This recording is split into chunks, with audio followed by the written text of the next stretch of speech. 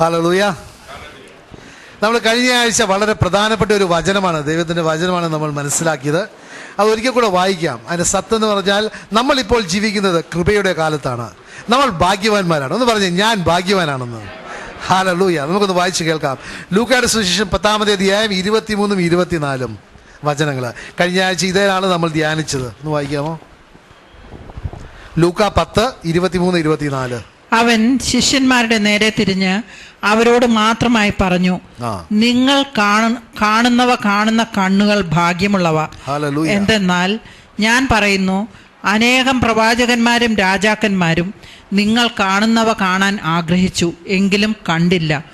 നിങ്ങൾ കേൾക്കുന്നവ കേൾക്കാൻ ആഗ്രഹിച്ചു, എങ്കിലും കേട്ടില്ല. ഇത് യേശുക്രിസ്തു ആ ശിഷ്യന്മാരോട് മാത്രമല്ല പറയുന്നത്, ഇന്ന് നമ്മളോട് തന്നെയാണ് യേശുക്രിസ്തു പറയുന്നത്. നിങ്ങളുടെ കണ്ണുകൾ ഭാഗ്യവാനാണ്. നിങ്ങൾ കാണുന്നതുകൊണ്ട്. നിങ്ങൾ കാണാൻ ആഗ്രഹിച്ചത് പല പ്രവാചകന്മാരും രാജാക്കന്മാരും കാണാൻ പറ്റിയിട്ടില്ല. നിങ്ങൾ കേൾക്കുന്നത് അവർക്ക് കേൾക്കുവാനും അവസരമുണ്ടായിരുന്നില്ല.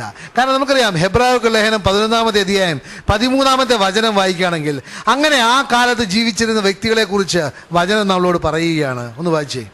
ഹീബ്രൂസ് 11:13.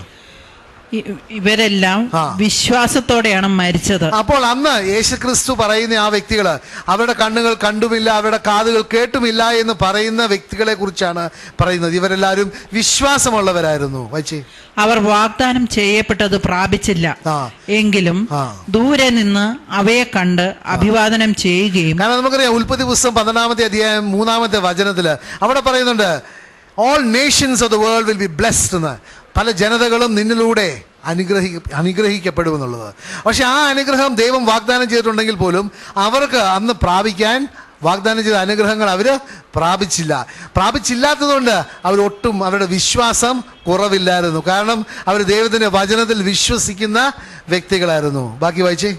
എങ്കിലും ദൂരെ നിന്ന് അവയെ കണ്ട് അഭിവാദനം ചെയ്യുകയും തങ്ങൾ ഭൂമിയിൽ അന്യരും പരദേശികളുമാണെന്ന് ഏറ്റുപറയുകയും ചെയ്തു. അപ്പോൾ അവര് ആ ഭൂമിയിൽ എങ്ങനെയാണ് ജീവിക്കുകയും അവരുടെ മനോഭാവം എന്തായിരുന്നു? അവർ ഈ ഭൂമിയിൽ ഇവിടുത്തെ പൗരന്മാരല്ല, അതിനുപരി ഈ ഭൂമിയെ സംബന്ധിച്ചോളം അവര് അന്യരും പരദേശികളുമായിരുന്നു എന്നുള്ളൊരു മനോഭാവത്തോടെ കൂടിയാണ് അവർ ജീവിച്ചത്. അപ്പോൾ നമ്മൾ മനസ്സിലാക്കണം, നമ്മളും അതുപോലെ തന്നെ ജീവിക്കേണ്ട വ്യക്തികളാണ്. കാരണം എബ്രായർക്ക് ലേഖനം 11-ാമത്തെ അധ്യായം 39-ാമത്തെ വചനത്തിൽ വായിക്കുകയാണെങ്കിൽ അവിടെയും പറയുന്നുണ്ട് ആ ദൈവം എങ്ങനെയാണ്. ഒന്ന് വായിച്ചേ. വിശ്വാസം മൂലം ഇവരെല്ലാം അംഗീകാരം പ്രാപിച്ചെങ്കിലും വാഗ്ദാനം ചെയ്യപ്പെട്ടത് പ്രാപിച്ചില്ല. അവർക്ക് വാഗ്ദാനം ചെയ്തത് അവർക്ക് പ്രാപിച്ചില്ലായിരുന്നു. എന്തായിരുന്നു വാഗ്ദാനം ചെയ്തത്? കാരണം എന്താണ് വാഗ്ദാനം ചെയ്തത്? യേശു ക്രിസ്തുവിനെ തന്നെയാണ് ദൈവം വാഗ്ദാനം ചെയ്തത്. അത് അവർ ആ സമയത്ത് അവരുടെ ജീവിതകാലത്ത് അത് പ്രാപിച്ചില്ലായിരുന്നു. പക്ഷേ അവരുടെ വിശ്വാസം ഒട്ടും കുറവില്ലായിരുന്നു. അത് കിട്ടും എന്നുള്ള ഒരു ഉറപ്പ്, ഒരു വിശ്വാസം അവരിൽ ഉണ്ടായിരുന്നു. വായിക്കുക 40. കാരണം നമ്മെ കൂടാതെ അവർ പരിപൂർണരാക്കപ്പെടരുത് എന്ന് കണ്ട് ദൈവം നമുക്കായി കുറെ കൂടെ ശ്രേഷ്ഠമായവ നേരത്തെ കണ്ടുവച്ചു. ഹല്ലേലൂയ. അപ്പോൾ നമ്മളെ കൂടാതെ അവര് പരിപൂർണരാകരുത് എന്ന് ദൈവം കണ്ട് നമ്മൾക്ക് വേണ്ടി അവർക്ക് കൊടുത്തതിനേക്കാൾ വളരെ ശ്രേഷ്ഠമായത് നമ്മൾക്ക് കരുതി വെച്ചിട്ടുണ്ട്. അതുകൊണ്ടാണ് ഞാൻ പറഞ്ഞത്, നമ്മൾ ഭാഗ്യവാന്മാരാണ്. കാരണം നമ്മൾ അത്രയും ദൈവത്തിന്റെ കൃപയുടെ കാലത്താണ് നമ്മളിപ്പോൾ ജീവിക്കുന്നത്. പിന്നെ നമുക്കറിയാം, ഹെബ്രായർക്ക് ലേഖനം 8-ാമത്തെ അധ്യായം 6-ാമത്തെ വചനം അവിടെയും പറയുന്നുണ്ട്, ദൈവം യേശു ക്രിസ്തു തന്നെ വരുമ്പോൾ ഒരു ശ്രേഷ്ഠമായ ഒരു ശുശ്രൂഷയിലേക്കാണ് യേശു ക്രിസ്തു വന്നിരിക്കുന്നത്. ഒന്ന് വായിക്കാമോ? ഇപ്പോഴാകട്ടെ ക്രിസ്തു കൂടുതൽ ശ്രേഷ്ഠമായ വാഗ്ദാനങ്ങളിൽ അധിഷ്ഠിതമായ ഒരു ഉടമ്പടിയുടെ മധ്യസ്ഥനായിരിക്കുന്നത് പോലെ പഴയതിനേക്കാൾ കൂടുതൽ ശ്രേഷ്ഠമായ ഒരു ശുശ്രൂഷ സ്ഥാനവും അവന് ലഭിച്ചിരിക്കുന്നു. കാരണം നമുക്കറിയാം, ആദ്യത്തെ ഉടമ്പടി, 1-ാമത്തെ ഉടമ്പടി ആരായിരുന്നു ഒരു മധ്യസ്ഥൻ? മോശയായിരുന്നു മധ്യസ്ഥൻ. അതുകൊണ്ടാണ് യോഹന്നാന്റെ ഗോസ്പൽ 1 യോഹന്നാൻ 17 പറയുന്നത്, നിയമം ആര് വഴി നൽകപ്പെട്ടു? മോശ വഴി നൽകപ്പെട്ടു. പക്ഷേ കൃപയും സത്യവും ആര് വഴി നൽകപ്പെട്ടു? 2-ാമത്തെ ഉടമ്പടിയുടെ അതിന്റെ ക്യാരക്ടർ, അല്ലെ അതിന്റെ സ്വഭാവം എന്താണ്? It is grace and truth. ആ 2-ാമത്തെ ഉടമ്പടി ആര് വഴി നൽകപ്പെട്ടു? യേശു ക്രിസ്തു തന്നെ മധ്യസ്ഥനായിട്ടാണ് നമുക്ക് നൽകപ്പെട്ടത്. അപ്പോൾ ആദ്യത്തെ ഉടമ്പടിയേക്കാൾ വളരെ ശ്രേഷ്ഠമാണ് 2-ാമത്തെ ഉടമ്പടി. ആദ്യത്തെ ഉടമ്പടിയിൽ ഉണ്ടായിരുന്ന പുരോഹിതനേക്കാൾ വളരെ ശ്രേഷ്ഠമാണ് 2-ാമത്തെ ഉടമ്പടിയിലെ പുരോഹിതൻ. 2-ാമത്തെ ഉടമ്പടിയിലെ പുരോഹിതന്റെ പേരെന്താണ്? യേശു ക്രിസ്തുവിനെ. കാരണം ആദ്യത്തെ ഉടമ്പടിയിലെ പുരോഹിതൻ നമ്മളെ പോലെ തന്നെ പാപം ചെയ്യുന്ന വ്യക്തിയായിരുന്നു. ആ ദൈവത്തിന്റെ സന്നിധിയിൽ അദ്ദേഹം പ്രവേശിക്കുന്നത് അദ്ദേഹത്തിന്റെയും പാപത്തിന് വേണ്ടി പരിഹാരമായിട്ട് ഒരു കുഞ്ഞാടിന്റെ രക്തത്തോടു കൂടിയാണ്. അതേസമയത്ത് യേശു ക്രിസ്തു ആകുന്ന പുരോഹിതൻ പിതാവിന്റെ സന്നിധിയിൽ പ്രവേശിക്കുന്നത് പാപമില്ലാത്തവൻ നമ്മൾക്ക് വേണ്ടി യേശു ക്രിസ്തു തന്നെ സ്വന്തം രക്തമായിട്ടാണ് അവിടെ പോയി പാപപരിഹാര ബലി അർപ്പിക്കുന്നത്. അപ്പോൾ നമ്മൾ മനസ്സിലാക്കണം, ആ രണ്ടാമത്തെ പുരോഹിതൻ വളരെ ശ്രേഷ്ഠമായ പുരോഹിതനാണ്. പിന്നെ ഉൽപ്പത്തി പുസ്തകം 12-ാമത്തെ അധ്യായം 7-ാമത്തെ വചനത്തിൽ അവിടെയും പറയുന്നുണ്ട്. ദൈവം ആ അനുഗ്രഹത്തെ കുറിച്ച് ഞാൻ പറയുന്നു, ഒന്ന് വായിച്ചേ. ദൈവം എബ്രഹാമിന് ഒരു വാഗ്ദാനം, ഒരു അനുഗ്രഹം കൊടുക്കുകയാണ്. The Lord appeared to Abraham and said, കർത്താവ് എബ്രാഹാമിന് പ്രത്യക്ഷപ്പെട്ട് അരുളി ചെയ്തു, ഈ നാട് നിന്റെ സന്തതികൾക്ക് ഞാൻ കൊടുക്കും. തനിക്ക് പ്രത്യക്ഷപ്പെട്ട കർത്താവിന് അബ്രഹാം അപ്പോൾ തന്നെ ബലി അർപ്പിച്ചു. നന്ദിയുടെ സ്തുതിയുടെ ഒരു ബലി അവിടെ തന്നെ അർപ്പിച്ചു. പക്ഷെ എബ്രഹാമോ ഇസഹാക്കോ യാക്കോബോ ദൈവം വാഗ്ദാനം ചെയ്ത് ആ ഭൂമി കണ്ടിട്ടില്ലായിരുന്നു. പക്ഷെ ദൈവത്തിന്റെ വചനം, ആ വചനം ഒരു വചനം മാത്രം വന്നാൽ മതി, അത് വിശ്വസിക്കാൻ കൊള്ളുന്നതാണ് എന്ന് എബ്രഹാമിന് അറിയാവുന്നതുകൊണ്ട് ദൈവം ഈ രാജ്യം മുഴുവൻ നിന്റെ സന്തതികൾക്ക് തരും എന്ന് ദൈവം കൽപ്പിച്ചപ്പോൾ തന്നെ നന്ദിയുടെ ഒരു സ്തുതി, ഒരു ബലി അവിടെ തന്നെ അർപ്പിച്ചു. പ്രിയപ്പെട്ടവരെ, നമ്മളും ഇന്ന് ദൈവത്തിന്റെ വാഗ്ദാനത്തിന്റെ അടിസ്ഥാനത്തിൽ നമ്മൾ നന്ദിയുള്ളവരാണോ? നമ്മൾക്ക് ഒരിക്കലും ആ ദൈവം വാഗ്ദാനം ചെയ്ത് കയ്യിൽ കിട്ടാതെ, അല്ല അത് അനുഭവിക്കാതെ നമ്മൾ ഒരിക്കലും നന്ദി പറയുകയില്ല. കാരണം എന്താണ്? നമ്മൾ കയ്യിൽ കിട്ടിയാൽ മാത്രമേ ദൈവത്തോട് സ്തുതിക്കുള്ളൂ, അല്ലേ? നമ്മൾക്കൊരു ആവശ്യമുണ്ട്, ഒരു ദൈവത്തിൽ നിന്ന് എന്തെങ്കിലും പ്രാപിക്കണമെന്നുണ്ടെങ്കിൽ അത് കിട്ടിക്കഴിഞ്ഞിട്ട് നമ്മൾ വളരെയധികം നന്ദിയും സ്തോത്രവും പറയും. പ്രിയപ്പെട്ടവരെ, നിങ്ങൾ മനസ്സിലാക്കണം, ദൈവത്തിന്റെ വചനം വാഗ്ദാനം ചെയ്തത് അത് നിങ്ങൾക്ക് തീർച്ചയായിട്ടും പ്രാപിക്കും. അപ്പോൾ നിങ്ങൾക്ക് പ്രയാസമുള്ളപ്പോൾ നിങ്ങൾ ദൈവത്തിന്റെ വചനം എടുത്ത് അവിടെ ഒരു വാഗ്ദാനം, നിങ്ങൾക്കായിട്ട് ഒരു വാഗ്ദാനം നിങ്ങൾ കാണുകയാണെങ്കിൽ അപ്പോൾ തന്നെ നിങ്ങൾ ദൈവത്തിന് സ്തുതി കൊടുക്കണം. കാരണം ആ വചനം, ആ വാഗ്ദാനം നിങ്ങൾക്ക് ഏറ്റുവാങ്ങാവുന്നതാണ്. അതിന്റെ അടിസ്ഥാനത്തിൽ ദൈവം വാഗ്ദാനം ചെയ്തത് നിങ്ങൾക്ക് തരുകയും ചെയ്യും. കാരണം റോമർക്ക് ലേഖനത്തിൽ പൗലോസ് അപ്പോസ്തലൻ പറയുന്നത്, he who promised is able to perform. വാഗ്ദാനം ചെയ്തവന് അത് ചെയ്യുവാൻ കഴിവുണ്ട് എന്ന് വിശ്വസിക്കുന്നു. അതുകൊണ്ട് പ്രിയപ്പെട്ടവരെ, എബ്രഹാമിനെ പോലെയുള്ള വിശ്വാസം നമുക്ക് വേണം. ദൈവം എവിടെ വാഗ്ദാനങ്ങൾ തരുന്നോ അപ്പോൾ തന്നെ നമ്മൾ ആ വാഗ്ദാനം പ്രാപിച്ചു കഴിഞ്ഞു എന്നുള്ള അടിസ്ഥാനത്തിൽ ദൈവത്തെ സ്തുതിക്കുവാൻ നമുക്ക് കഴിയണം. ഹല്ലേലൂയ. നിങ്ങളൊന്ന് കൈകൾ ഉയർത്തി ഒരു നന്ദി പറഞ്ഞേ. കാരണം ഹല്ലേലൂയ, ഹല്ലേലൂയ, അതാണ് വിശ്വാസത്തിന്റെ. അല്ലാതെ എൻ്റെ കയ്യിൽ കിട്ടിക്കഴിഞ്ഞിട്ട് പിന്നെ എന്താണ്? ലൗകിക തലത്തിൽ നമ്മൾ ആരെയാണ് നന്ദി പറയുന്നത്? എനിക്കൊരു ഉപകാരം ചെയ്ത് കഴിയുമ്പോൾ, അല്ലേ? എനിക്ക് ഉപകാരം ചെയ്ത് കഴിഞ്ഞ ഒരു വ്യക്തിയാണ് ലൗകിക തലത്തിൽ നമ്മൾ നന്ദി പറയുന്നത്. എബ്രഹാം ആണെങ്കിൽ അങ്ങനെ ഒരു ആൾക്കാരെ ഉണ്ടാക്കാനും ഒരു ബലിപീഠം ഉണ്ടാക്കി ഒരു ബലി അർപ്പിക്കേണ്ട ആവശ്യമില്ലായിരുന്നു. ആ അർപ്പിക്കേണ്ടത് അങ്ങേയറ്റം വേണമെന്നുണ്ടെങ്കിൽ കാലേബും ഒക്കെ ജോഷുവയാണ് ബലി അർപ്പിക്കേണ്ടത്. കാരണം ദൈവം വാഗ്ദാനം ചെയ്തത് ജോഷുവ വഴിയാണ് അവർ അങ്ങോട്ട് പ്രവേശിച്ചത്. പക്ഷെ എബ്രഹാം അതിനുവേണ്ടി ജോഷുവയ്ക്ക് വേണ്ടി നിന്നില്ല. എബ്രഹാമിന് അറിയാമായിരുന്നു, എൻ്റെ ദൈവം വാഗ്ദാനം ചെയ്താൽ അത് നിർവഹിക്കും എന്നുള്ള ആ ഉറപ്പിന്റെ അടിസ്ഥാനത്തിൽ അവിടെ അത് പ്രിയപ്പെട്ട അതാണ് നമ്മൾ മനസ്സിലാക്കണം. എബ്രഹാം വിശ്വസിച്ചു. ദൈവം വാഗ്ദാനം ചെയ്തത് എബ്രഹാമിനും ആ പിതാക്കന്മാർക്കും കിട്ടിയിട്ടില്ലെങ്കിൽ പോലും, അതൊരു പ്രാപിച്ചിട്ടില്ലെങ്കിൽ പോലും അവർ വിശ്വസിച്ചിരുന്നു. അത് ആ വിശ്വാസം ദൈവം തരുമെന്നുള്ള ആ ഉറപ്പിന്റെ അടിസ്ഥാനത്തിലാണ് അവർ മുന്നോട്ട് പോയത്. അതുകൊണ്ട് നമ്മുടെ ജീവിതത്തിൽ അതുപോലെ തന്നെയായിരിക്കണം നമ്മൾ ജീവിക്കുന്നത്. കാരണം നമുക്കറിയാം, ഈ ലോകത്തിൽ ഇവിടെ നോക്കുകയാണെങ്കിൽ എബ്രായർ ലേഖനം 11-ാമത്തെ അധ്യായം 1-ാമത്തെ വചനം വിശ്വാസം എന്താണെന്ന് പറയുന്നത്. വിശ്വാസം എന്താണ്? പ്രത്യാശിക്കുന്നവ ലഭിക്കുമെന്നുള്ള ഉറപ്പും കാണപ്പെടാത്തവ ഉണ്ട് എന്നുള്ള ഒരു ബോധ്യമാണ് വിശ്വാസം. അതുകൊണ്ട് നമ്മൾ മനസ്സിലാക്കണം, ദൈവത്തിന്റെ വചനത്തിലുള്ള വാഗ്ദാനങ്ങളെല്ലാം എനിക്ക് പ്രാപിക്കുവാൻ പറ്റും എന്ന് വിശ്വസിക്കുന്നതാണ് യഥാർത്ഥത്തിലുള്ള വിശ്വാസം. ഒരു തരത്തിൽ നോക്കുകയാണെങ്കിൽ നമുക്കറിയാം, മത്തായിയുടെ സുവിശേഷം 6-ാമത്തെ അധ്യായത്തിൽ 33-ാമത്തെ വചനത്തിൽ പറയുന്നുണ്ട്, എന്താണ് നീ തേടേണ്ടത്? ഈ സ്വർഗരാജ്യവും അവിടുത്തെ നീതിയുമാണ് നീ ആദ്യം തേടേണ്ടത്. നിനക്ക് ആവശ്യമുള്ളതെല്ലാം അതിൻ്റെ കൂടെ തന്നെ കൂട്ടി ചേർക്കപ്പെടും എന്നുള്ളൊരു ദൈവത്തിൻ്റെ ഒരു വാഗ്ദാനം ഉണ്ടെങ്കിൽ അത് വിശ്വസിക്കാൻ പറ്റുമെന്നെങ്കിൽ തീർച്ചയായിട്ടും നമ്മുടെ ജീവിതം വളരെ വ്യത്യാസമായിരിക്കും. പ്രിയപ്പെട്ടവരെ, നമ്മൾ എപ്പോഴും സ്വർഗരാജ്യത്തിന് ക്ഷേമത്തിനായിരിക്കും മുൻഗണന കൊടുക്കുക. പക്ഷെ നമ്മൾ പലപ്പോഴും ലൗകിക തരത്തിൽ എനിക്ക് പ്രാപിച്ചു കഴിഞ്ഞിട്ട് മാത്രമേ ഞാൻ നന്ദിയുള്ളവനുമായിരിക്കുകയുള്ളൂ. നമ്മളുടെ മനോഭാവം ചേഞ്ച് ചെയ്യണം. നമ്മുടെ മനസ്സ്, നമ്മുടെ ചിന്താഗതി എല്ലാം നമ്മൾ മാറ്റണം. ദ തോട്ട് പ്രോസസ് അല്ലെങ്കിൽ നമ്മുടെ വാല്യൂ സിസ്റ്റംസ് എല്ലാം മാറ്റേണ്ട സമയമായിരിക്കുകയാണ്. പിന്നെ നമ്മൾ മനസ്സിലാക്കണം, ദൈവം നമുക്ക് വാഗ്ദാനം ചെയ്തിരിക്കുന്ന സ്വർഗരാജ്യം എവിടെയാണ് തുടങ്ങുന്നത്? മരിച്ചു കഴിഞ്ഞ് 40 ദിവസം കഴിഞ്ഞിട്ട് തുടങ്ങും, അല്ലേ? ഹലോ, അല്ല, ഇവിടെ ജീവിച്ചിരിക്കുമ്പോൾ തന്നെയാണ് സ്വർഗരാജ്യത്തിൻ്റെ ആരംഭം. അത് നിങ്ങൾ വളരെ വ്യക്തമായിട്ട് മനസ്സിലാക്കണം. സ്വർഗരാജ്യം നമ്മൾ മരിച്ചു കഴിഞ്ഞ് പ്രാപിക്കാനുള്ളതല്ല. തീർച്ചയായിട്ടും അത് പൂർണ്ണതയിലേക്ക് വരുന്നത് അവിടെ യേശു ക്രിസ്തുവിനോട് കൂടെ ആയിരിക്കുമ്പോഴാണ്. കാരണം ദൈവത്തിൻ്റെ വചനം പറയുന്നുണ്ട്, ഞാൻ ആയിരിക്കുന്നോടത്ത് നിങ്ങളുമായിരിക്കുവാൻ ഞാൻ തിരികെ വന്ന് നിങ്ങളെ കൂട്ടിക്കൊണ്ടുപോകും. അപ്പോൾ ഈ ലോകത്തിനേക്കാൾ ശ്രേഷ്ഠമായ ഒരു സ്ഥലമുണ്ട് അവിടെ. അത് നമ്മളുടെ വിശ്വാസത്തിൽ നിന്ന് വരുന്ന, നമ്മൾക്ക് ദൈവം വാഗ്ദാനം ചെയ്തിരുന്ന ആ പ്രതിഫലമാകുന്ന സ്വർഗരാജ്യം, അതിൻ്റെ ഉത്ഭവം അല്ലെങ്കിൽ തുടക്കം ഇവിടെയായിരിക്കും. പക്ഷെ അത് അവസാനിക്കുന്നത് ഇവിടെയല്ല. സ്വർഗരാജ്യത്തിലെ പിതാവായ ദൈവത്തിന്റെ സന്നിധിയിൽ യേശു ക്രിസ്തുവിനോട് കൂടെ ഇരിക്കുകയാണ് അതിൻ്റെ അവസാനം. ഹല്ലേലൂയ. അപ്പോൾ നമ്മൾ മനസ്സിലാക്കണം, നമ്മൾ ഇവിടെ അല്ലെങ്കിൽ ഇവിടെ ആയിരിക്കുമ്പോൾ തന്നെ നമ്മൾ സ്വർഗരാജ്യത്തിൽ പ്രവേശിച്ചിട്ടില്ലെങ്കിൽ നമുക്ക് ഒരിക്കലും മരിച്ചു കഴിഞ്ഞ് സ്വർഗരാജ്യത്തിലേക്ക് പ്രവേശിക്കുവാൻ പറ്റുകയില്ല. അങ്ങനെ സ്വർഗരാജ്യത്തിലേക്ക് പ്രവേശിക്കണമെന്നുണ്ടെങ്കിൽ നമ്മൾ നേരത്തെ കേട്ടതുപോലെ നമ്മുടെ മനോഭാവം എന്തായിരിക്കണം? പ്രിയപ്പെട്ടവർ, ശ്രദ്ധിച്ച് കേൾക്കണം. കാരണം നമ്മൾക്ക് ദൈവത്തിൻ്റെ വചനം മനസ്സിലാക്കാൻ പറ്റാത്തത് കൊണ്ടാണ് നമ്മൾക്ക് അത് അനുസരിക്കാൻ പറ്റുന്നില്ല. അനുസരിക്കാൻ പറ്റാത്തത് കൊണ്ടാണ് നമ്മൾക്ക് അനുഗ്രഹങ്ങളൊന്നും പ്രാപിക്കാൻ പറ്റാതെ ഇരിക്കുന്നത്. അപ്പോൾ നമ്മളുടെ മനോഭാവം എന്താണെന്ന് ഫിലിപ്പിയർക്കുള്ള ലേഖനം 3-ാമത്തെ അധ്യായം 20-ാമത്തെ വചനത്തിൽ വളരെ വ്യക്തമായിട്ട് പറയുന്നുണ്ട്. നമ്മൾ ആരാണ് എന്നുള്ളത്. ഒന്ന് വായിച്ചേ. For our citizenship is in heaven, from which we also eagerly wait for the Savior, the Lord Jesus Christ. അപ്പോൾ ഭൗമികമായത് മാത്രം അവർ ചിന്തിക്കുന്നു, എന്നാൽ നമ്മുടെ പൗരത്വം സ്വർഗത്തിലാണ്. നമ്മളുടെ പൗരത്വം സ്വർഗത്തിലാണ്. അവിടെ നിന്ന് ഒരു രക്ഷകനെ, കർത്താവായ യേശുക്രിസ്തുവിനെ നാം കാത്തിരിക്കുകയാണ്. കാരണം നമ്മൾക്കറിയാം യേശു ക്രിസ്തു വരും നമ്മളെ രക്ഷയ്ക്ക് വേണ്ടി. രണ്ടാമത് വരുന്നത് യേശു ക്രിസ്തുവിനെ രക്ഷകനും നാഥനുമായിട്ട് സ്വീകരിച്ച യേശുവിനെ മണവാട്ടിയായി നമ്മളെ കൂട്ടിക്കൊണ്ടുപോകുവാനായിട്ട് യേശു ക്രിസ്തു വരും. ആ വരവിനെ നമ്മൾ കാത്തിരിക്കുന്ന വ്യക്തികളാണ്.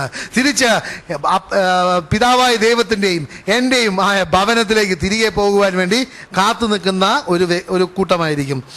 അതുപോലെ തന്നെ സങ്കീർത്തനം 39 12-ാമത്തെ വചനത്തിൽ അവിടെയും പറയുന്നുണ്ട് നമ്മൾ ആരെ പോലെ ആയിരിക്കണമെന്നുള്ളത്.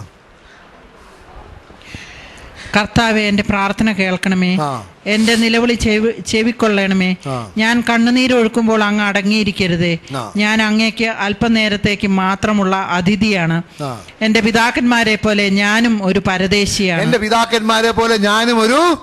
പരദേശിയാണെന്നാ പറയുന്നത്. പിന്നെ ഉൽപ്പത്തി പുസ്തകം 28-ാമത്തെ അധ്യായം 23-ാമത്തെ അധ്യായം 4-ാമത്തെ വചനത്തിൽ അവിടെ എബ്രഹാം പറയുകയാണ്. നമ്മൾ മനസ്സിലാക്കണം, പിതാക്കന്മാരുടെ വിശ്വാസത്തിന്റെ അടിത്തറ എന്തായിരുന്നു? അവർക്കറിയാമായിരുന്നു അവർ ഈ ലോകത്തിലേ അല്ല, ഇവിടെ താമസിക്കേണ്ടവരല്ല, അവര് അന്യരും, ഈ ലോകത്തെ സംബന്ധിച്ച് അവർ അന്യരും പരദേശികളുമായിരുന്നു. അങ്ങനെയാണെങ്കിൽ അവർക്ക് ശാശ്വതമായ ഒരു ദേശം, ഒരു സ്ഥലം ഉണ്ട് എന്നുള്ള ഒരു ഉറപ്പുണ്ട്.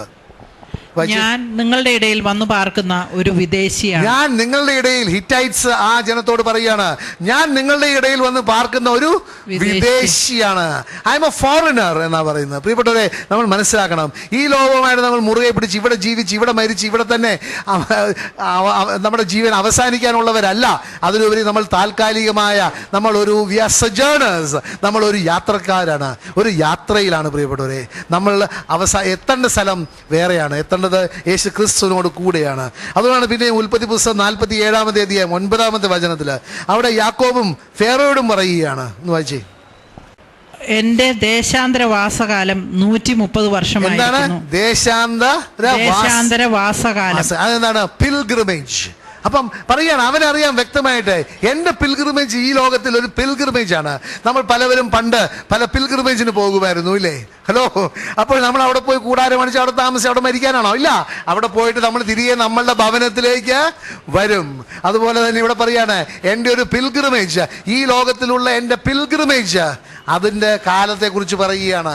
അപ്പോൾ അവരുടെ എല്ലാം മനസ്സിൽ അവർക്കറിയാമായിരുന്നു ഈ ലോകം ഒരു താൽക്കാലികമായ ഒരു വാസസ്ഥലം മാത്രമാണ്.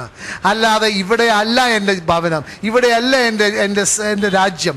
എൻ്റെ രാജ്യം വേറെ ഒരു രാജ്യമാണ്, അത് സ്വർഗരാജ്യമാണ് എന്നറിയാം. അങ്ങനെ നമുക്കറിയാം, ഒരു വ്യക്തിക്ക് 2 സ്ഥലത്തെ പൗരത്വം ഉണ്ടാവുമോ? ഇന്നിപ്പം ഡ്യുവൽ സിറ്റിസൺഷിപ്പ് എന്നൊക്കെയുള്ള കാലങ്ങളാണ്, അത് ലൗകിക തരത്തിലുള്ള കാലങ്ങളാണ്. ഞാൻ എപ്പോഴും ആലോചിക്കുമായിരുന്നു, ഡ്യുവൽ സിറ്റിസൺഷിപ്പ് ഉള്ള വ്യക്തിയാണെന്ന് വിചാരിച്ചോ. ഇപ്പോൾ ഇന്ത്യയിലെ ഒരാൾക്ക് അമേരിക്കയിലുമായിട്ട് ഡ്യുവൽ ഇരട്ട പൗരത്വമുള്ള വ്യക്തിയാണ്. ഇപ്പോൾ നടക്കുകയില്ല. പക്ഷേ നമ്മളുടെ ചിന്തയ്ക്ക് വേണ്ടി ഇപ്പോൾ നാളെ അമേരിക്കയും ഇന്ത്യയും തമ്മിലൊരു യുദ്ധമാണെങ്കിൽ ആണെങ്കിൽ ഈ വ്യക്തി ആരുടെ കൂടെയായിരിക്കും യുദ്ധം ചെയ്യുക? പ്രിയപ്പെട്ടവരെ, പൗരത്വം ഒന്നേ ഉള്ളൂ. There can be only one citizenship. അതുകൊണ്ടാണ് നമ്മൾ ഈ ലോകത്തിലെ പൗരന്മാരും അല്ലാതെ നമ്മൾ ഈ ലോകത്തെ സംബന്ധിച്ച് വിദേശികളും പരദേശികളും ആണെങ്കിൽ നമ്മൾക്ക് വേറെ ഒരു ലോകമുണ്ട്, ഒരു രാജ്യമുണ്ട്, ഒരു വീടുണ്ട്.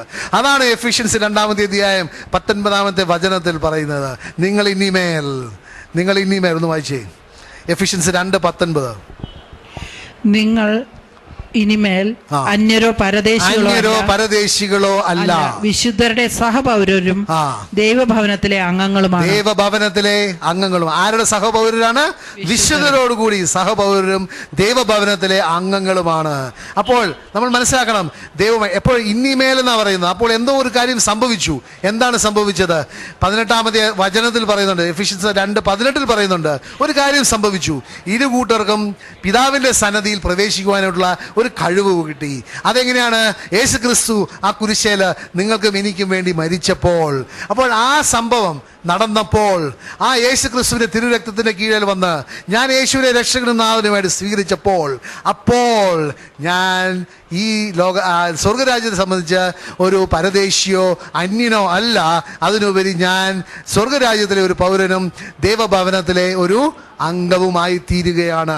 ആ സിറ്റിസൺഷിപ്പ് നമുക്കറിയാം. പല വ്യക്തികളും ഇന്ത്യയിലെ പൗരത്വം ഉപേക്ഷിച്ചിട്ട് അമേരിക്കയിൽ പോയി ഗ്രീൻ കാർഡ് എടുത്ത് അവിടുത്തെ സിറ്റിസൺഷിപ്പ് എടുക്കുകയാണ്. അതുപോലെ തന്നെ നമ്മൾ ഈ പ്രവൃത്തി യേശുവിനെ രക്ഷകനും നാഥനുമായിട്ട് സ്വീകരിച്ച് കഴിയുമ്പോൾ നമ്മൾ ഈ ലോകത്തെ സംബന്ധിച്ച് ഒരു പരദേശിയും ഒരു വിദേശ വ്യക്തിയുമായിട്ട് മാറുകയും സ്വർഗരാജ്യത്തെ സംബന്ധിച്ചോളം അവിടുത്തെ ഒരു പൗരനും ദൈവഭവനത്തിലെ ഒരു അംഗവുമായി തീരുകയാണ്. അങ്ങനെ വരുമ്പോഴാണ് ദൈവത്തിന് നമ്മളെ പിന്നെ ഉപയോഗിക്കുവാൻ പറ്റുക. എങ്ങനെയാണ് ദൈവം അത് കഴിഞ്ഞിട്ട് നമ്മൾ ദൈവഭവനത്തിലെ ഒരു അംഗമായി കഴിഞ്ഞിട്ട് ദൈവം നമ്മളെ എങ്ങനെയാണ് എന്തിനാണ് ഉപയോഗിക്കുന്നത്? 2 കൊരിന്ത്യർ 5-ാമത്തെ അധ്യായം 20-ാമത്തെ വചനത്തിൽ പറയുന്നുണ്ട്, ദൈവം നമ്മളെ എങ്ങനെയാണ് എന്തിനു വേണ്ടിയാണ് ഉപയോഗിക്കുക എന്ന്. ഞങ്ങൾ ക്രിസ്തുവിന്റെ സ്ഥാനപതികളാണ്. അത് കഴിയുമ്പോൾ നമ്മൾ ഓരോരുത്തരും വ്യക്തിപരമായി ആരാകുകയാണ്? യേശു ക്രിസ്തുവിന്റെ സ്ഥാനപതികളാകുകയാണ്. എന്തിനു വേണ്ടിയാണ് സ്ഥാനപതിയാക്കുന്നത്? ഞങ്ങൾ വഴി ദൈവം നിങ്ങളോട് അഭ്യർത്ഥിക്കുന്നു, നിങ്ങൾ ദൈവത്തോട് രമ്യപ്പെടുവിൻ എന്ന്. അപ്പോൾ നമ്മൾ മനസ്സിലാക്കണം, ദൈവം നമ്മളെ സ്ഥാനപതിയാക്കുന്നത് പിതാവായ ദൈവവുമായിട്ട് മറ്റു വ്യക്തികളെ രമ്യപ്പെടുത്തുവാൻ വേണ്ടിയാണ്.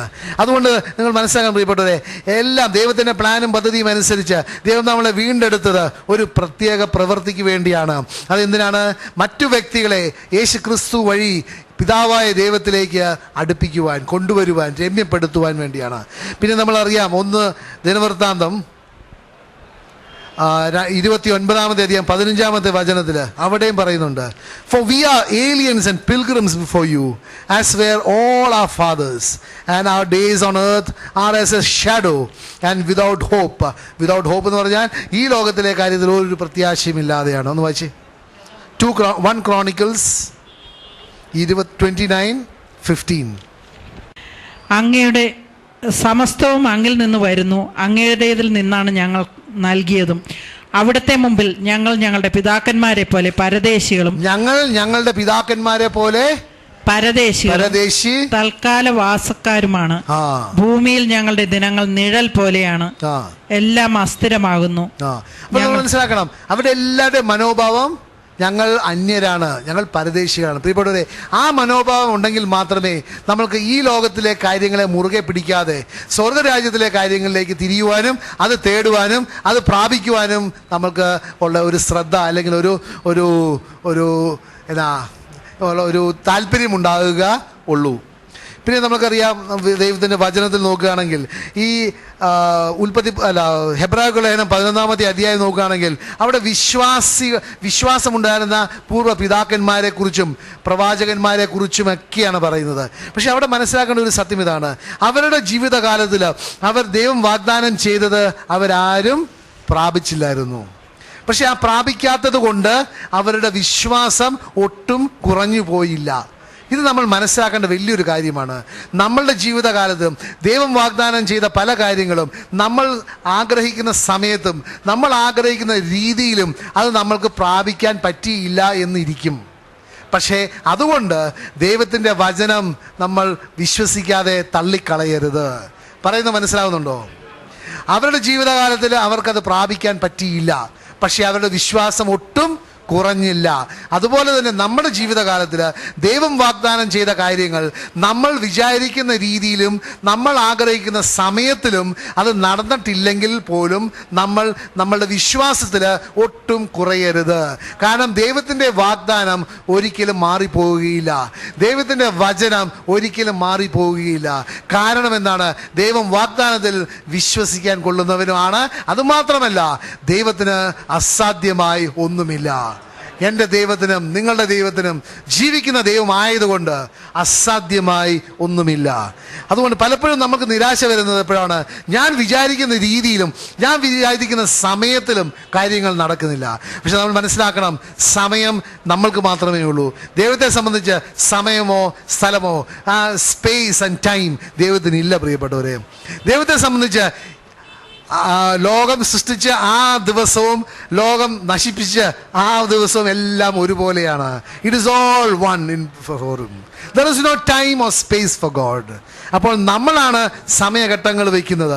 ആ സമയത്തിനുള്ളിൽ കിട്ടണം, അല്ലെങ്കിൽ ഞാൻ വിശ്വസിക്കുകയില്ല, അല്ലെങ്കിൽ ദൈവം എവിടെ, ദൈവം ഇങ്ങനെ ഇതാണോ ദൈവമൊക്കെ നമ്മൾ സംശയിക്കുകയാണ്. പക്ഷെ ദൈവത്തിനെ സംബന്ധിച്ച് അത് വാഗ്ദാനം ചെയ്ത ആ സമയം തന്നെ, നമ്മൾ ലോകസ്ഥാപനത്തിന് മുമ്പ് തന്നെ ദൈവം വാഗ്ദാനം ചെയ്തത്, നമുക്ക് ആ വാഗ്ദാനം ചെയ്ത ആ നിമിഷം തന്നെ നമുക്ക് പ്രാപിക്കാനുള്ള അവകാശമുണ്ട്. പക്ഷെ ആ പ്രാപിക്കുന്നത് എങ്ങനെയാണ്? വിശ്വാസത്തിലൂടെ മാത്രമേ പ്രാപിക്കാൻ പറ്റുകയുള്ളൂ. ദൈവത്തിൻ്റെ വചനം വളരെ വ്യക്തമായിട്ട് പറയുന്നുണ്ട്, നിങ്ങൾ വിശ്വസിച്ചതനുസരിച്ച് നിങ്ങൾക്ക് സംഭവിക്കട്ടെ. കാരണം നമ്മൾ മനസ്സിലാക്കണം, നമ്മൾ വിശ്വസിച്ച അനുസരിച്ച് അത് സംഭവിക്കും. ദൈവം അനുഗ്രഹങ്ങളൊക്കെ നമ്മൾക്ക് വേണ്ടി ഒരുക്കി വെച്ചിട്ടുണ്ട്. പക്ഷെ അത് വിശ്വാസം വഴി മാത്രമേ അത് പ്രാപിക്കാൻ പറ്റുകയുള്ളൂ. കാരണം ദൈവത്തിന് അസാധ്യമായ ഒന്നുമില്ല. എൻ്റെ ആവശ്യങ്ങളെല്ലാം ദൈവം അവിടെ എനിക്ക് വേണ്ടി ദൈവത്തിൻ്റെ ജ്ഞാനത്തിലും ദൈവത്തിൻ്റെ ഹിതമനുസരിച്ച് എനിക്ക് വേണ്ടി ഒരുക്കി വെച്ചിട്ടുണ്ട്. പക്ഷെ എനിക്കത് പ്രാപിക്കാൻ പറ്റുന്നത് വിശ്വാസത്തിലൂടെ മാത്രമാണ്. അപ്പോൾ ഞാൻ എൻ്റെ സമയത്തും എൻ്റെ രീതിയിലും ദൈവം പ്രവർത്തിച്ചിട്ടില്ല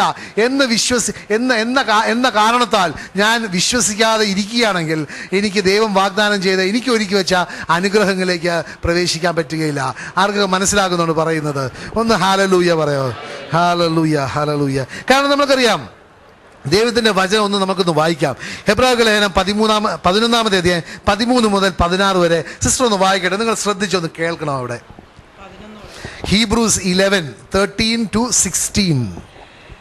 അവർ വാഗ്ദാനം ചെയ്യപ്പെട്ടത് പ്രാപിച്ചില്ല, എങ്കിലും ദൂരെ നിന്ന് അവയെ കണ്ട് അഭിവാദനം ചെയ്യുകയും തങ്ങൾ ഭൂമിയിൽ അന്യരും പരദേശികളുമാണെന്ന് ഏറ്റുപറയുകയും ചെയ്തു. ഇപ്രകാരം പറയുന്നവർ തങ്ങൾ പിതൃദേശത്തെയാണ് അന്വേഷിക്കുന്നതെന്ന് വ്യക്തമാക്കുന്നു. തങ്ങൾ വിട്ടുപോകുന്ന സ്ഥലത്തെക്കുറിച്ചാണ് അവർ ചിന്തിച്ചിരുന്നതെങ്കിൽ അവിടേക്ക് തന്നെ മടങ്ങിച്ചെല്ലാൻ അവസരം ഉണ്ടാകുമായിരുന്നു. ഇപ്പോഴാകട്ടെ അവർ അതിനേക്കാൾ ശ്രേഷ്ഠവും സ്വർഗീയവുമായതിനെ ലക്ഷ്യം വയ്ക്കുന്നു. അവരുടെ ദൈവമെന്ന് വിളിക്കപ്പെടുന്നതിൽ ദൈവം ലജ്ജിക്കുന്നില്ല. അവർക്കായി അവിടുന്ന് ഒരു നഗരം തയ്യാറാക്കിയിട്ടുണ്ടല്ലോ. പറയുന്നത് അവർ വിട്ടുപോകുന്ന ആ സ്ഥലമാണ് അവർ പ്രാപിക്കാൻ ആഗ്രഹിച്ചിരുന്നെങ്കിൽ അവർക്ക് അതിനേക്കാൾ ശ്രേഷ്ഠമായ ഒന്നിനെ പിന്തുടരാൻ പറ്റുകയില്ല. അപ്പോൾ നമ്മൾ ഈ ലോകത്തെ വിട്ടു പോയിട്ടുണ്ടെങ്കിൽ പിന്നെ നമ്മൾ അന്വേഷിക്കേണ്ടത് ഈ ലോകത്തിലെ കാര്യങ്ങളല്ല, ദൈവത്തിൻ്റെ രാജ്യത്തിലെ കാര്യങ്ങളാണ് നമ്മൾ അന്വേഷിക്കേണ്ടത്. അതുകൊണ്ട് അങ്ങനെ അന്വേഷിച്ചാൽ മാത്രമേ നമ്മൾക്ക് ആ ദൈവം നമുക്ക് ആഗ്രഹിക്കുന്ന, ദൈവം നമുക്ക് വേണ്ടി ഒരുക്കി വെച്ചിരിക്കുന്ന, സജ്ജീകരിച്ച് വെച്ചിരിക്കുന്ന ആ അനുഗ്രഹങ്ങളിലേക്ക് നമ്മൾക്ക് പ്രവേശിക്കുവാൻ പറ്റുകയുള്ളൂ.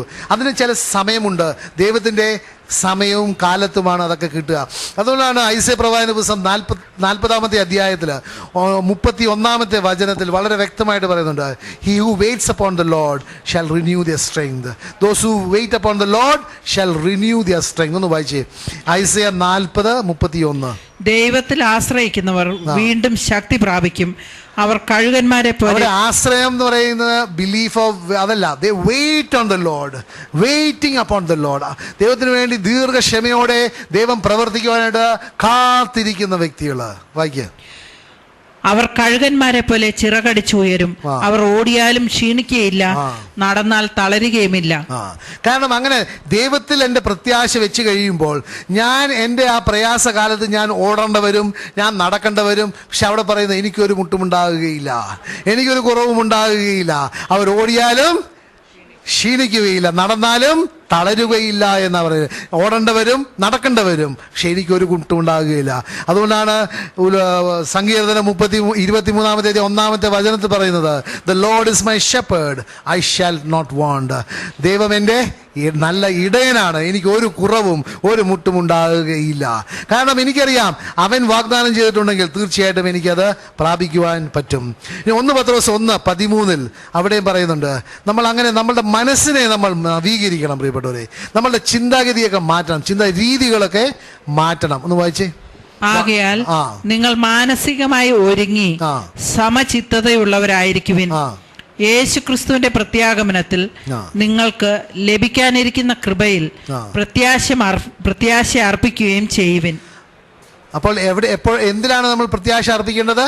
യേശുക്രിസ്തുവിന്റെ വരവിൽ. ഒന്നും കൂടെ വായിച്ച അവസാനത്തെ. യേശുക്രിസ്തുവിന്റെ പ്രത്യാഗമനത്തിൽ നിങ്ങൾക്ക് ലഭിക്കാനിരിക്കുന്ന കൃപയിൽ പ്രത്യാശ അർപ്പിക്കുവിൻ. അപ്പോൾ ആ യേശുക്രിസ്തുവിനെ ആ വെളിപാട് ഇംഗ്ലീഷ് ഒന്ന് വായിക്കാം. Therefore gird up the loins of your mind, be sober and rest your hope fully upon the grace that is to be brought to you at the revelation of Jesus Christ. നമുക്ക് മനസ്സിലാക്കാൻ പ്രിയപ്പെട്ട ആ പ്രത്യാശ നമ്മളെ ഒരിക്കലും ലജ്ജിപ്പിക്കുകയില്ല. ആ romance 5 വചനം വളരെ വ്യക്തമായിട്ട് പറയുന്നുണ്ട്, നമ്മൾ യേശുക്രിസ്തുവിൽ പ്രത്യാശ വയ്ക്കുകയാണെങ്കിൽ ആ പ്രത്യാശ നമ്മളെ ഒരിക്കലും ലജ്ജിപ്പിക്കുകയില്ല. കാരണം എന്താണ്? റോമാർക്കുള്ള 10 വളരെ വ്യക്തമായിട്ട് പറയുന്നുണ്ട്, അവനിൽ വിശ്വസിക്കുന്നവനെ അവ ഒരിക്കലും ലജ്ജിപ്പിക്കുകയില്ല. അപ്പോൾ നമ്മൾ മനസ്സിലാക്കണം പ്രിയപ്പെട്ടവരെ, നമ്മൾ യേശുക്രിസ്തുവിന്റെ വചനത്തിൽ വിശ്വസിക്കുന്ന വ്യക്തികളായിരിക്കണം. പിന്നെ മത്തായിയുടെ സുവിശേഷം 25 1 മുതൽ 13 വരെ വചനങ്ങൾ വായിക്കുകയാണെങ്കിൽ അവിടെ നമ്മൾ ആ 2 തരത്തിലുള്ള കന്യകമാരെ കുറിച്ച് മനസ്സിലാക്കുന്നുണ്ട്. ഒരു കൂട്ടം കന്യകമാർ ആ മണവാളിന് വേണ്ടി കാത്തിരുന്നപ്പോൾ അവർ ഒരുങ്ങിയല്ല പോയത്, അവർ പോയി, പക്ഷേ അവരുടെ വിളക്കിനകത്ത് എണ്ണയില്ലായിരുന്നു. അത് പക്ഷേ വേറെ കുറേ കന്യകമാർ എങ്ങനെയാണ് ഒരുങ്ങി ആ മണവാളിനെ റിസീവ് ചെയ്യുവാനായിട്ട് ഒരുങ്ങിപ്പോയിരുന്നു. കാരണം അതുകൊണ്ടാണ് ഞാൻ പറയുന്നത്, നേരത്തെ പറഞ്ഞതുപോലെ ആ യേശുക്രിസ്തുവിനെ വെളിപ്പെടുത്തുമ്പോൾ യേശുക്രിസ്തു ആ റെവലേഷൻ ഓഫ് ക്രൈസ്റ്റ്, അപ്പോൾ നമ്മൾ ഒരുങ്ങി വേണം പോകുവാനായിട്ട്, ആ മണവാളനെ സ്വീകരിക്കുവാനായിട്ട് ഒരുങ്ങി വേണം. നമ്മുടെ ഹൃദയം പൂർണ്ണമായിട്ട് സമർപ്പിച്ച് ദൈവത്തിൻ്റെ ആത്മാവിൻ്റെ അഭിഷേകത്തോടു കൂടി വേണം നമ്മൾ നമ്മുടെ ക്രിസ്തീയ ജീവിതം നയിക്കുവാനായിട്ട്. അതിൽ പ്രയാസങ്ങളും ബുദ്ധിമുട്ടുകളും തീർച്ചയായിട്ടും ഉണ്ടാകും. പക്ഷെ അതിൽ നിന്നൊന്നും വീണു പോകാതെ ആ മണവാളൻ വരുമ്പോൾ സന്തോഷത്തോടു കൂടി സ്വീകരിക്കുന്ന ഒരു ജനം ആയിരിക്കണം നമ്മൾ. പിന്നെ നമുക്കറിയാം 1 പത്രോസ് 1:14 വചനത്തിൽ പിന്നെയും പറയുന്നുണ്ട്, അങ്ങനെ ആവണമെന്നുണ്ടെങ്കിൽ നമ്മളുടെ മനോഭാവം എന്തായിരിക്കണം? As obedient children, not conforming your selves to the former lust as in your ignorance, but as he who called you is holy, you also be holy in all your conduct. ഒന്ന് വായിച്ചേ. മുൻകാലത്ത് നിങ്ങൾക്കുണ്ടായിരുന്ന അജ്ഞതയുടെ വ്യാമോഹങ്ങൾക്ക് അനുസരണയുള്ള മക്കളെന്ന നിലയിൽ നിങ്ങൾ വിധേയരാകാതിരിക്കുവിൻ. മറിച്ച് നിങ്ങളെ വിളിച്ചവൻ പരിശുദ്ധനായിരിക്കുന്നത് പോലെ എല്ലാ പ്രവൃത്തികളിലും നിങ്ങളും പരിശുദ്ധരായിരിക്കുവിൻ. ഇങ്ങനെ എഴുതപ്പെട്ടിരിക്കുന്നു, ഞാൻ പരിശുദ്ധനായിരിക്കുന്നത് കൊണ്ട് നിങ്ങളും പരിശുദ്ധരായിരിക്കുവിൻ. 17 വായിച്ചേ. ഓരോരുത്തരെയും പ്രവൃത്തികൾക്കനുസരിച്ച് നിഷ്പക്ഷമായി വിധിക്കുന്നവനെയാണ് നിങ്ങൾ പിതാവെന്ന് വിളിക്കുന്നതെങ്കിൽ നിങ്ങളുടെ ഈ പ്രവാസകാലത്ത് ഭയത്തോടെ ജീവിക്കുവിൻ. അപ്പോൾ ഈ പ്രവാസകാലത്ത് നമ്മൾ ചെയ്ത പ്രവൃത്തികളെ കുറിച്ച് ദൈവം അന്വേഷിക്കും. നമ്മൾ ചെയ്ത പ്രവൃത്തികൾ എന്താണ് നമ്മൾ ചെയ്ത പ്രവൃത്തികൾ? ഹല്ലേലൂയ. നമ്മൾ ചെയ്യുന്ന പ്രവൃത്തി ദൈവത്തെ സംബന്ധിച്ച് യോഹന്നാന്റെ സുവിശേഷം 6 29 വചനത്തിൽ പറയുന്നുണ്ട്, അവൻ അയച്ചവനിൽ വിശ്വസിക്കുക. അപ്പോൾ നിങ്ങൾ എന്തുമാത്രം അയച്ചവനിൽ യേശു ക്രിസ്തുവിൽ വിശ്വസിച്ചിരുന്നു എന്ന് ദൈവം തീർച്ചയായിട്ടും അന്വേഷിക്കും പ്രിയപ്പെട്ടവരെ. അപ്പോൾ നമ്മുടെ ക്രിസ്തീയ ജീവിതം നയിക്കേണ്ടത് നമ്മൾ കാഴ്ചയിലോ നമ്മൾ പ്രാപിച്ചതിൻ്റെ അടിസ്ഥാനത്തിലല്ല, അതിനുപരി ദൈവത്തിൻ്റെ വാഗ്ദാനത്തിൽ വിശ്വസിച്ച് വേണം നമ്മൾ മുന്നോട്ട്